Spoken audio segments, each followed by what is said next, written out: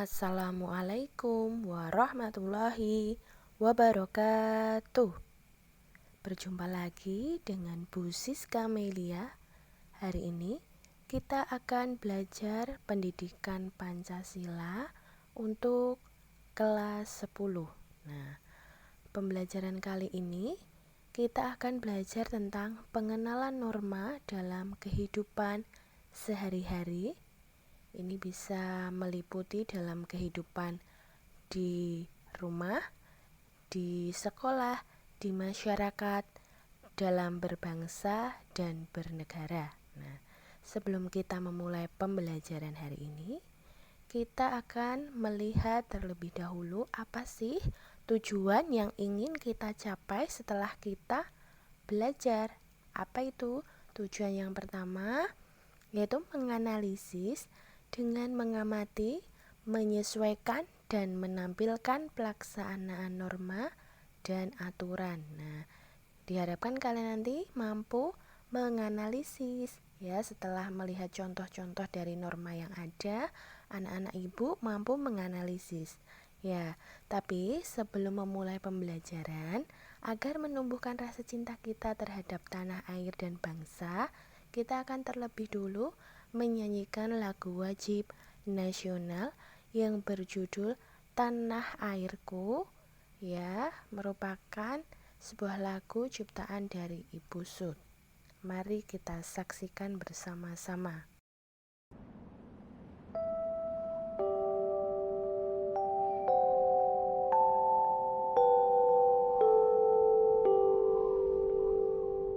Tanah air ku tidak kulupakan, kan terkenang selama hidupku. Biarpun saya pergi jauh, tidak akan hilang dari kalbu.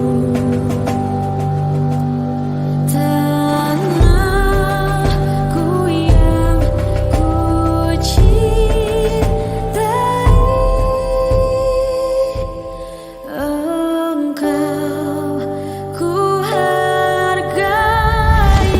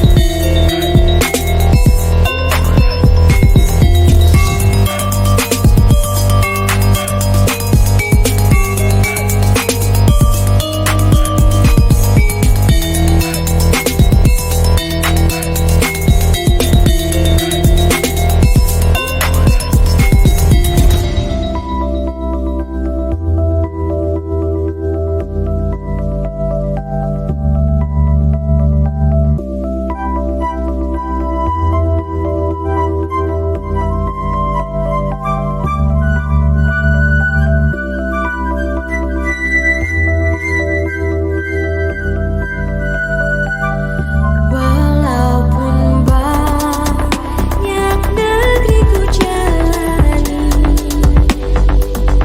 yang masyhur bermari kata orang, tetapi kampung dan rumahku,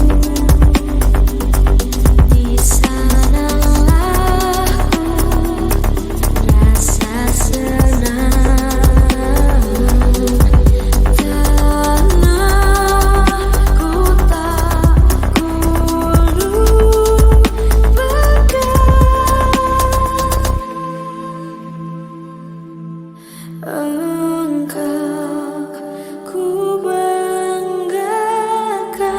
Setelah kita bersama-sama menyaksikan lagu yang berjudul Tanah Airku, kita sudah semangat ya anak-anak.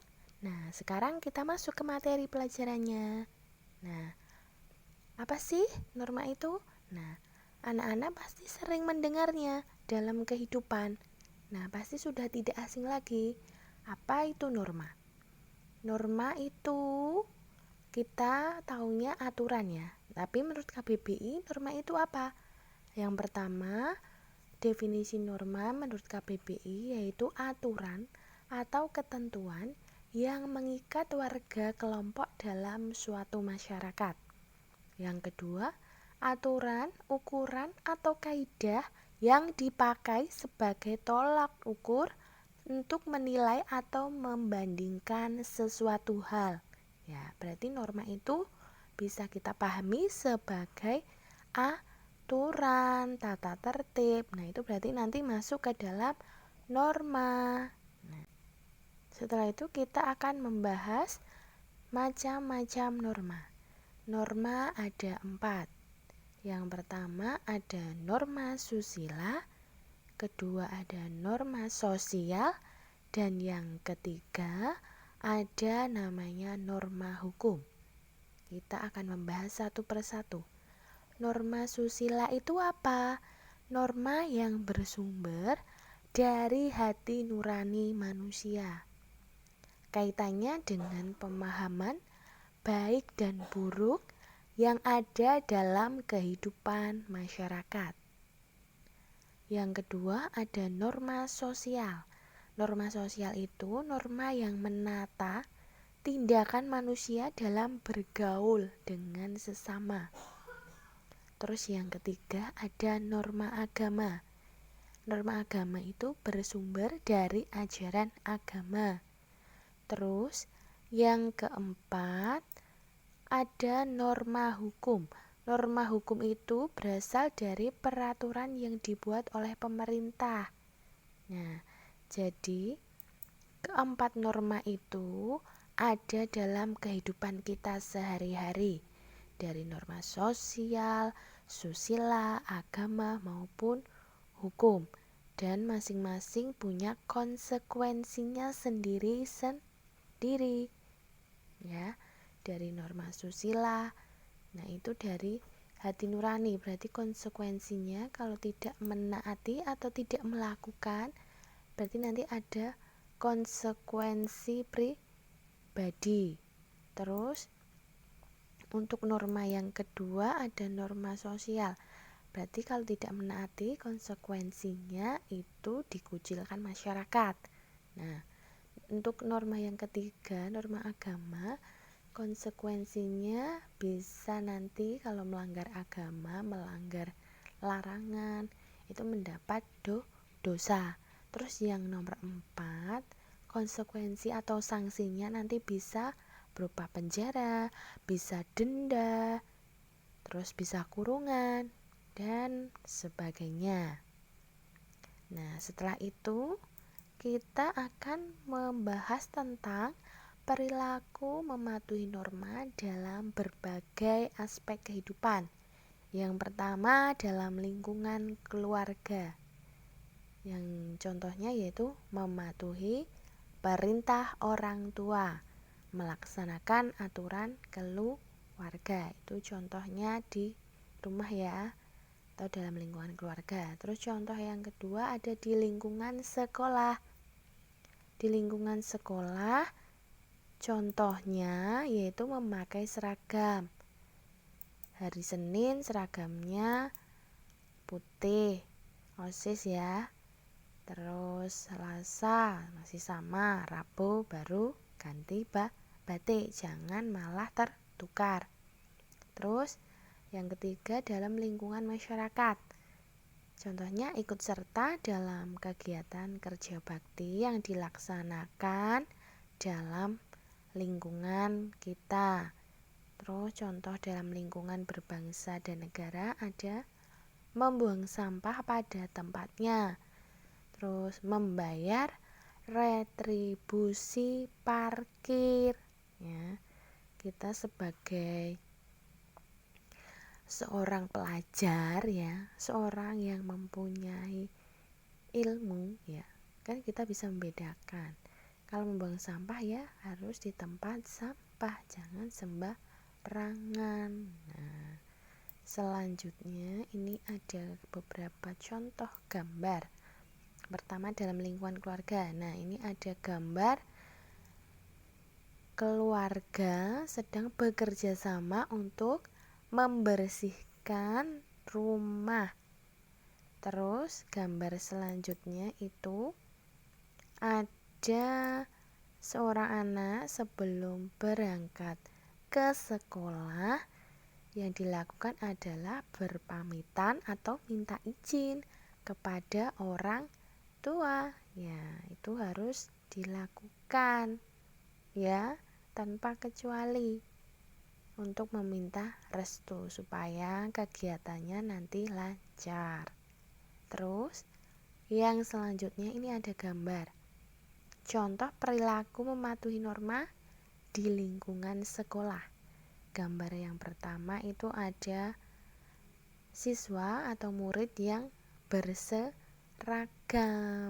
Kalau sekolah harus sesuai seragamnya ya. Itu contoh menaati aturan. Terus di gambar yang kedua itu ada peserta didik yang piket. Ya, karena di sekolah sudah dibagi regu piket, kalau jadwal piket harus masuk lebih awal atau datang pagi. Terus perilaku yang mematuhi norma selanjutnya ada di lingkungan masyarakat. Di lingkungan masyarakat kita bisa ikut kegiatan ronda untuk menjaga keamanan.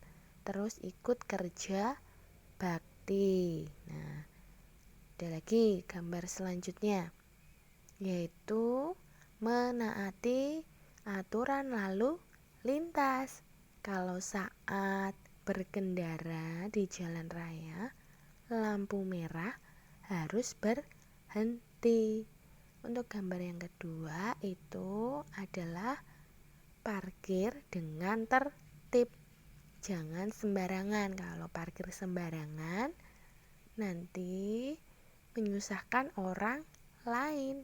Nah, terus kalian akan dikenakan denda biasanya kalau parkir sembarangan ya.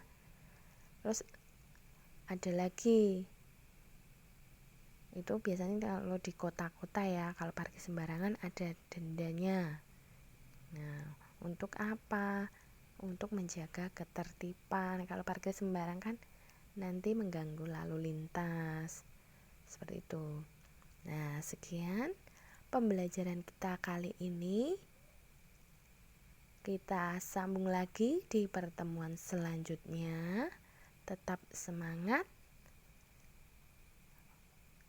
Sekian yang dapat Ibu sampaikan. Kurang lebihnya mohon maaf. Wabillahi taufiq walhidayah. Wassalamualaikum warahmatullahi wabarakatuh.